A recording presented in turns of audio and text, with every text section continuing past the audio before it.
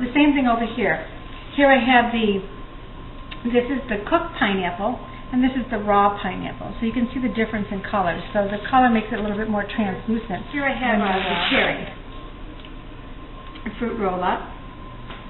And, of course, with cherry, you're definitely going to want to cook that. And the same thing with the blueberry. You're definitely going to want to cook the blueberry, too.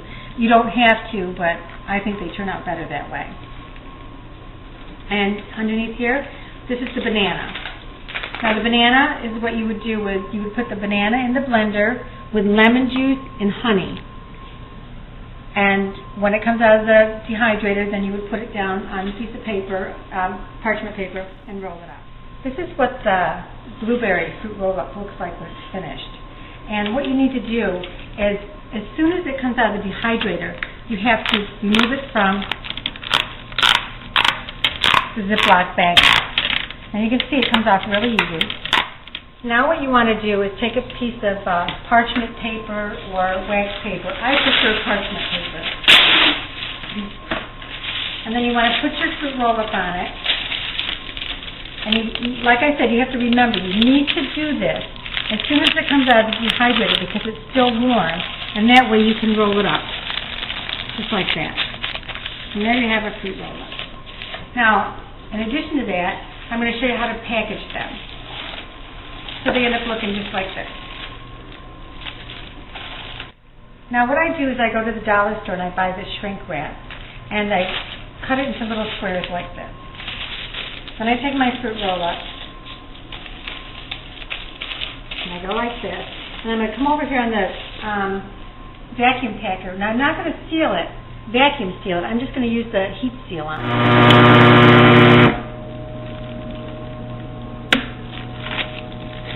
See how I'm just using the heat seal on it, and I'm going to do this way too.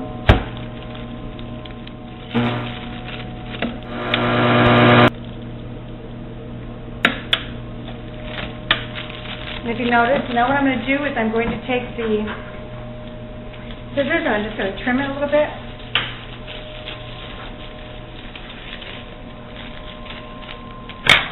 And we have a fruit roll-up. What I do is, on the cereal boxes, and they have these plastic bags like this, I save these. And what I do, instead of sealing them like this in the shrink wrap, is I'll take the fruit roll-up, I'll roll them all up, and I'll put them in there, and then I'll seal them. Okay, different ways that you can package it too. On the raw, if you let it cool, it hardens up. So what I like to do is take the raw ones and put them in a jar like this, and it makes great candy. You'll be surprised on how good it is. And you can just put it in the jar like this, and you can give it to kids when they come over, just a little piece so they can try it. And the other thing you can do is you can take tomatoes, stewed tomatoes or what have you, and blend them. You don't have to cook them, you just blend them. And then what you do is you put them on the same way we did the fruit roll-ups. And what you made is tomato paste. So let's say that you're doing chili, and you need to have tomato paste in your chili. You would just take out some of this and put it inside your chili and instant tomato paste. And that works really well. What I'm going to demonstrate for you here is your egg whites. And this is dehydrated eggs. And I'm going to show you how the dehydrated eggs, when they're cooked, look just like an egg again. And here I have dehydrated cheese, and I have dehydrated milk, and the dehydrated egg whites.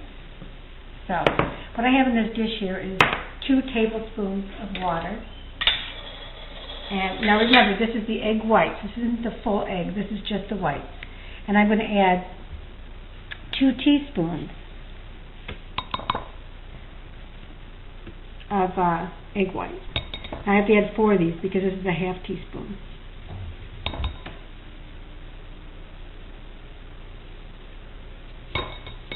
Now, a lot of the restaurants that you go in and you get egg sandwiches and so on and so forth, they're all made with egg whites. Most of the restaurants, when you order scrambled eggs, they're mostly egg whites. So then what I'm going to do is take my little hand blender like this.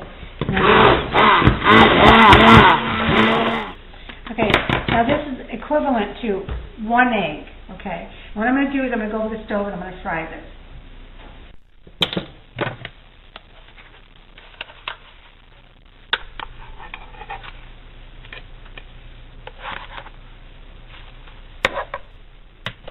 Okay, and here you have an egg white. I'll add a little salt, a little pepper,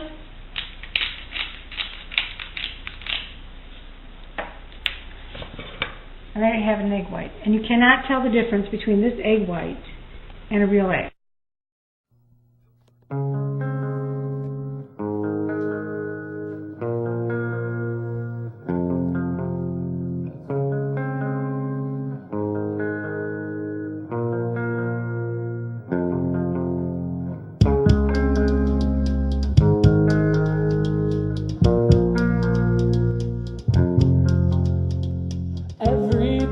I'm going down, I can't explain. And every time I'm losing you, I can't replace the feelings I had, the motives I took, the passion I regret. The past is such a silly song to sing, 'cause everyone is gone. But every time I think of you, I wish I had you back. Yeah, I wish I had you back. Okay, everything is cooked and finished, and what I do right before my cream of broccoli soup is I add a tablespoon of butter, and then I take my blender and I cream it. And this is how I cream it. Okay? And I do the same thing with my tomato soup. I add a tablespoon of butter. Remember, this is 4 cups of soup, 1 tablespoon of butter, and then I puree it. Okay? And so here we have your beef stew. And you can see the carrots turned right back into carrots again. And you can see this is what the carrots used to look like before we dehydrated them. Okay, and next we have the cream of broccoli soup. And it has all the ingredients that we used there. And next we have the cream of tomato with red roasted pepper. Okay. Then we have the minestrone with elbow macaroni, and we use collard greens in there too. Okay. And next we have the blueberry cranberry bread, the apple bread, and the zucchini bread. And it's really great when you serve it with, this is cream cheese with pineapple in it, and it's really great if you serve it with cream cheese with pineapple blended in it. And next we have the oven apple pancake. It is really good. And last but not least, we have our fruit roll-ups. There's 2 little packages we put them in, and there's some of the dehydrated. I'm going to answer some of the questions that people have emailed me about.